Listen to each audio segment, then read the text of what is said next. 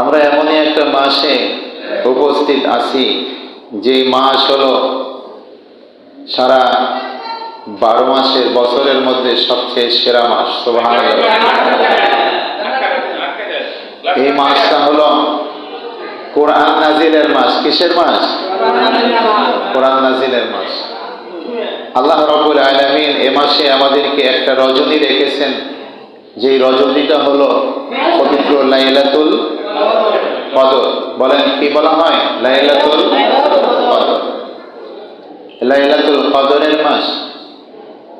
এই লাইলাতুল কদর এমন একটা রজনী, খায়রুম মিন আলফি শাহর।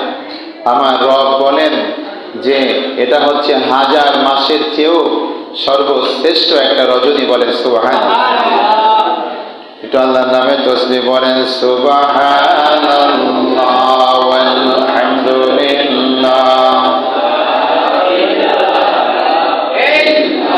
মহব্বত হয় না? আরো মহব্বতে সুবহানাল্লাহ ওয়ালহামদুলিল্লাহ।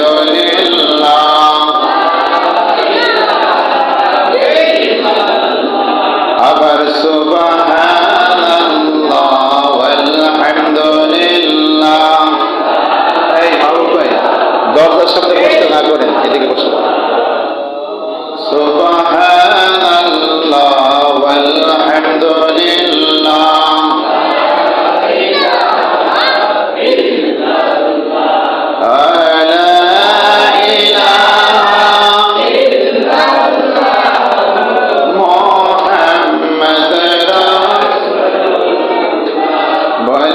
আকাশের মালিক যেই আল্লাহ, ভাই জমিনের মালিক আবার আকাশের মালিক যেই আল্লাহ, ভাই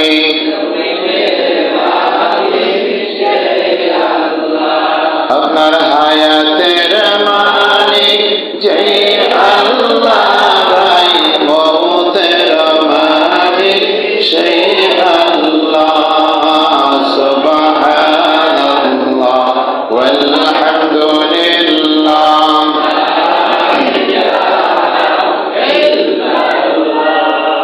সুবহানাল্লাহ ওয়ালহামদুলিল্লাহ।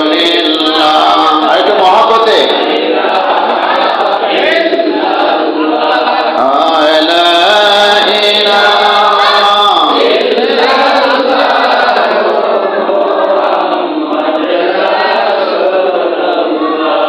আল্লাহ তাআলার তাসবিহ করতে ভালো লাগে না খারাপ লাগে? ভালো লাগারই তো কথা। আমার প্রিয় ভাইরা, আমার আল্লাহ রাব্বুল আলামিন সূরা কদর নাজিল করলেন কেন? এটা ইতিহাস আছে না? আমার দয়াল নবীজি মুহাম্মদ রাসূলুল্লাহ বলেন সাল্লাল্লাহু আলাইহি ওয়াসাল্লাম সাহাবাদেরকে নিয়ে মসজিদে নববীতে, এভাবে মসজিদে নববীর মধ্যে সাহাবাদের নিয়ে দয়াল নবীজি মুসা আলাইহিস সালামের জামানার, ঈসা আলাইহিস সালামের জামানার, বিভিন্ন নবীর জামানার তাদের উম্মতের বিভিন্ন আমলের কথাগুলো বর্ণনা করতেন, যাতে করে সাহাবায়ে কেরামগণ বেশি বেশি ইবাদত করতে উদ্বুদ্ধ হতো। সুবহানাল্লাহ।